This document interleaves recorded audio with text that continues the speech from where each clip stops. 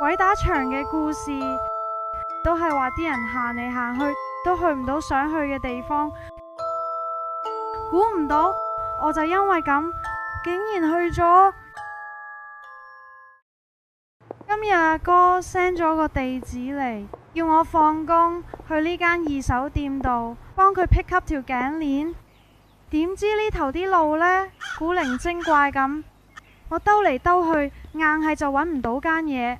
當我已經係唔知第幾次行到同一個路口嗰時，突然間有個大叔喺個鋪頭度中出嚟，俾佢撞到差啲連個手機都飛埋落地。佢一望到條街，好似好愕然咁，跟住見到對面馬路架巴士就離開，就一支箭咁飆咗上去啦。喺呢個時候，我先見到地下有張員工證，我執起嚟睇，係頭先個大叔㗎喎。上面有個電話，好，試下打去先。你所打嘅電話未有用戶登記。吓？空號？然後望一望頭先個大叔衝出嚟個門口，頭先明明經過咁多次，好似都唔覺呢度有間嘢㗎喎。咦？同張員工證上面個 logo 一樣㗎喎，咁交俾佢哋就得啦。一推門入去，我就有種似曾相識嘅感覺。我望清楚啲裝修，咦？呢間咪係嗰間穿越旅行社？自從嗰次去過之後，一直都揾唔返，原來搬咗嚟呢度。哇，咁犀利嘅，啲裝修真係一模一樣喎，成間搬過嚟嘅唔通？你好，係咪想揾咩團定自由行？其實係咁嘅，頭先啱啱出去嗰個大叔，啱啱喺度出去。佢跌咗張員工證，所以本來呢個男職員一直都係目無表情嘅，直到佢睇到我遞俾佢張證，明顯閃過半秒，唔知係驚嚇定係尷尬嘅表情，跟住就笑笑口咁話會交返張卡俾個大叔噶啦咁。我上次報過你哋個穿越一日遊噶，而家仲有冇啊？呢個團有，介唔介意俾個電話號碼我幫你 check 翻個記錄。好，佢打咗我個號碼入電腦之後，揾咗一陣，然後話有啦，小姐你上次冇填問卷，唔知你對我哋個團有冇咩意見呢？意見啊！上次我玩咗一日，完全冇人同我講嘢。如果可以帶埋朋友一齊去，咁就好啦。我幫你睇睇。喺呢個時候，表妹啱啱打電話嚟。咦？你唔係今日上船咩？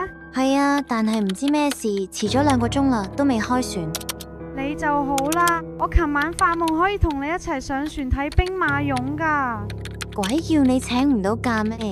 係喎，你睇下我而家喺邊度？我用電話四圍影一影俾佢睇，佢控埋個手機，好專心咁望清楚個環境，然後問邊度嚟噶？上次我講嗰間旅行社啊，原來開咗喺第度，竟然俾我傻下揾返。真係嘅？可以穿越嗰間？我又想去耶，可唔可以幫我報埋價？呢個時候我先發現，原來個職員已經喺度等緊我講完電話。咁我嗱臨收線先，等佢返嚟之後再講。唔好意思啊。唔緊要。點啊？有冇啲咩團啱我？嚟緊我哋公司會有個新團，去一個離島新開嘅大型度假村度，歡迎單人或多人參加。唔知小姐你有冇興趣呢？佢打開一份度假村嘅單張同我介紹。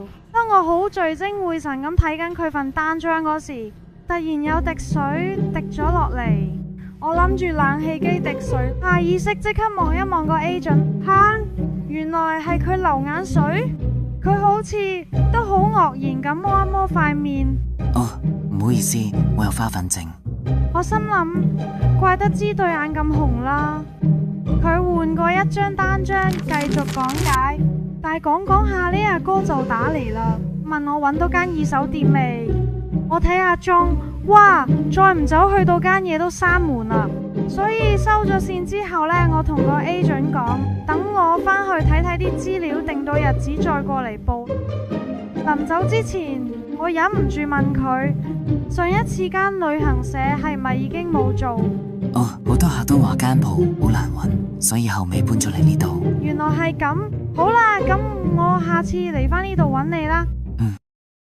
我返嚟啦，忙忙嘅今日。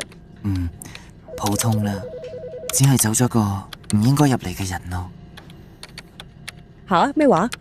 冇嘢，真係唔該晒你啦，肯幫我頂更。